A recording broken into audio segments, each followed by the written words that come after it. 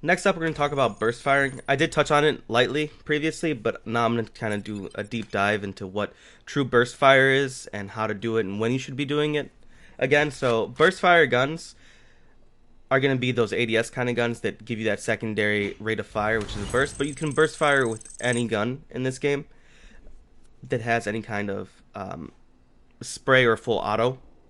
You can't burst fire, obviously, with a single shotgun like the Guardian, or even bigger rifles like the Op, the Marshall, or even any of the pistols. Besides, obviously, the Frenzy and the Classic do have a way to burst fire. So, with those modes, obviously, like the Bulldog and the Stinger, that secondary burst fire is for those longer range kind of fights, right? And they do deal a little bit more accuracy, and you end up getting a little bit better damage out of it, and it usually just pans out a little bit better for you in general. Secondly, burst firing with like full auto guns like the Vandal, or even like, let's say the Spectre, or the Phantom. Burst firing is something that you're going to be medium to long range, kind of. You don't really want to burst fire in a close range. It can work out for you. I don't recommend it personally. I don't burst fire if I'm close. If I'm within 5 meters of somebody, right, I'm probably gonna opt out to, like, this is within 5 meters, right? I'm gonna opt out and probably just commit to kind of a spray there for that. That's my play style. You can try, to burst at that range. It depends, especially if there's a lot of different enemies. You want to try to either get burst out, or doing spray transfers is probably what you're going to want to do. But we'll touch on that next. Bursting, like I said, medium range is really where you're going to want to, like, excel at it and be better. Even with the Phantom, I can see, like, the idea of burst firing at a longer range, just because, it's 140 at distance after 30 meters, I believe, with the Phantom.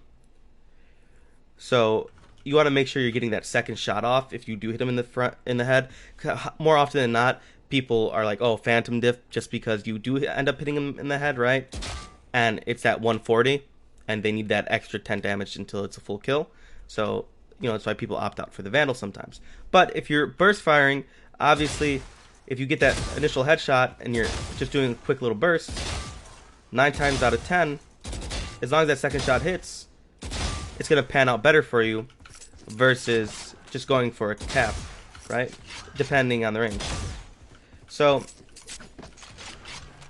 if I'm sitting all the way over here, I'm not going to want to commit to like a full spray with any kind of gun, really. I'm either going to tap or I'm going to burst fire, especially with the Phantom. The Vandal's another story. It has 140 or 150 headshot damage, no matter the range, right? It's still going to be better to burst fire instead of committing to a full spray in those longer range battles. Either tapping or bursting, especially at like a medium range. Bursting's really good. Tapping, again, longer ranges.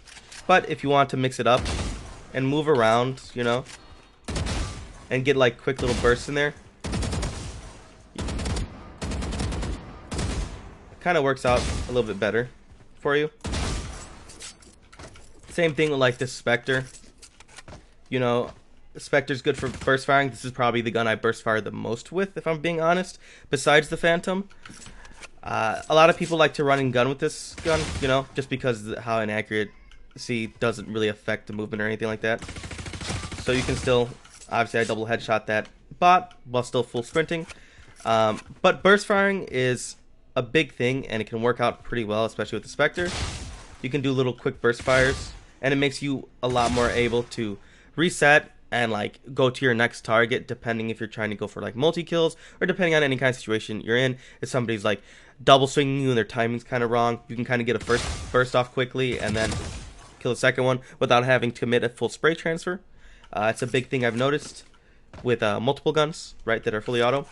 But that's when it's kind of important. That's when I think you should be burst firing, and that's kind of what the whole idea of like a true burst firing is.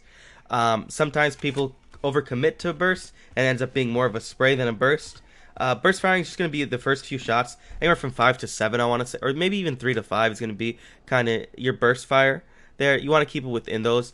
A lot of guns that are full auto, the first few shots are going to be kind of a straight pull down for controlling the recoil. So that helps out a lot more too with it, especially if you're just getting into recoil. You can kind of figure that out. Okay, I know these first few shots are going to be kind of pulled down for the most part, and then the gun will sway. I mentioned that earlier, but it's important to keep that in mind, especially if you're going to be learning sprays, tap firing, and burst firing, when to do it and how to do it, things like that.